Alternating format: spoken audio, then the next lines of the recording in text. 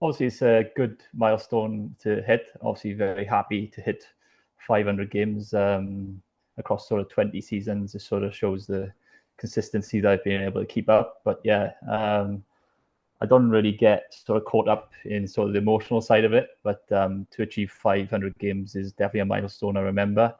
Not only just because of the number, but because of the day itself. Family obviously came to watch. A lot of friends came to watch, and obviously the sort of support and love I got across social media just made it sort of extra special. I'm sure I'll reflect back on it one day once I've retired and look back and see how good of an achievement it was. But to do it across 20 seasons with some of the biggest clubs in Wales is really special to me. I played for some great clubs, and it's sort of testament to the belief that those managers have kept in me across those years. And I don't think you can reach this level of games without having the belief from the people around you. So yeah, more from that sense, from managers showing belief and clubs showing loyalty to me. Goalkeeping is not an easy game. You go through rough patches, but I've had a lot of good managers who've believed in me and stuck with me all the way through, and that's allowed me to sort of hit this milestone.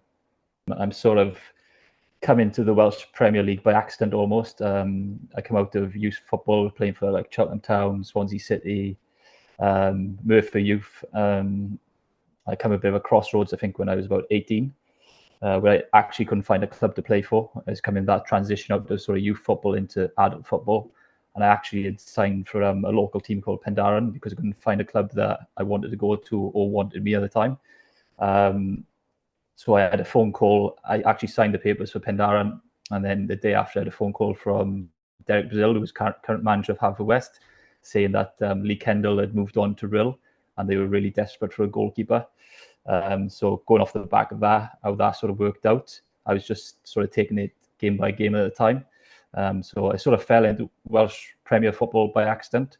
But yeah, as I sort of gathered momentum and had success, I could obviously see myself playing for years to come. But initially at the start, there was no sort of ambition or thought around playing this amount of games in Welsh football. Definitely not. Like, who was your, in a way, the inspiration to become a keeper? Started with my dad originally. When I was very young, he used to play local football in the Merthyr League, and I used to go sit in the sidelines and watch him play. The Merthyr League was very sort of competitive back then in terms of like, there's obviously a lot of like factory boys playing football, so the standard wasn't too great. But going to watch that and just seeing the sort of passion that was in football just in them sort of local pitches definitely sort of inspired me to start playing football, definitely. But as a sort of goalkeeper, I sort of looked up to is obviously Peter Schmeichel was the main man when I was sort of growing up. You know, his presence, his size, his sort of aggression was something I definitely sort of dialed into. And you know, Peter Schmeichel was the sort of person I always looked up to when I was a young goalkeeper, definitely. I think Bangor City gave me my first taste of like proper football all round. Obviously, there's lots of great clubs in the Welsh Premier League, lots of great players, managers. But like when I went to Bangor, it was like, I think it was a year after they won the league, and their support was incredible. Every game you had a big crowd. The atmosphere in the stadium was brilliant. And then obviously because they won the league the year I came in, we played in the Champions League, and the year after we finished seconds, we played in the Europa League. And you know, the Champions League and Europa League is sort of pinnacle of anyone's career, and I'm quite lucky I got to play in them, and a lot of professional footballers don't. So it was a really sort of cool moment to represent them, just because at the time, even though TNS are the sort of big boys of winning the league every year, Bangor City were the biggest and best club in the Welsh Premier League by far. You know, the fan base was excellent. The people around the club, Nev Powell, people like that. And it was just a great group of players to play with. Very talented, very hardworking, and just a good group of boys as well. But yeah, like playing in Europe for that club was brilliant. I think we had Helsinki, and then we went to Moldova. Yeah, it's an experience you talk about for years. And if my young boys are interested in football one day, I'm sure I'll tell them about it. obviously there's several moments if I thought back throughout the years and probably hard to pin one down. For some reason, I always remember and I always look back at the last game at Farrow Road for Bangor City. I think it was like Boxing Day. We played Prestatyn, so it was quite a bit of a big game in terms of derby games. I think there was well over 2,000 or 3,000 people watching, and it was just a great game of football. I think we ended up winning like 5-3, and it was just one of those games that had everything in there. So always remember that. Great goals from like Dave Morley. Yeah, it was just a bonkers game, and it was just the last game at Farrow Road, which was quite special for the club and obviously myself at the time.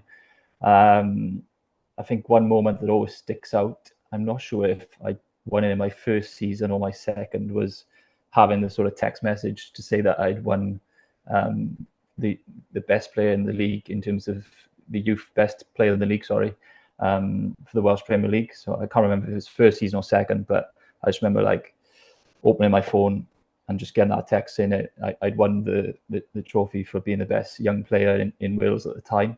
And I thought that was a really sort of cool moment, and it's something that's always stuck with me. But yeah, throughout the years, there's like so many things I could think about, like winning the Europa League playoff with Neath and games with Bangor City that were always huge. But yeah, it's hard to pin one down. But if I had to pick a moment where I thought I got really taken back and I enjoyed the moment, was just getting that message to say I was voted the best young player in Wales. So, like you said, it's a special club. Why is Carmarthen so special to you? It's just the people. No, as a club, no, the crowds go up and down a bit. No, we haven't got a huge amount of supporters, nothing like we had at Bangor City. But the people who do come through them gates are good people.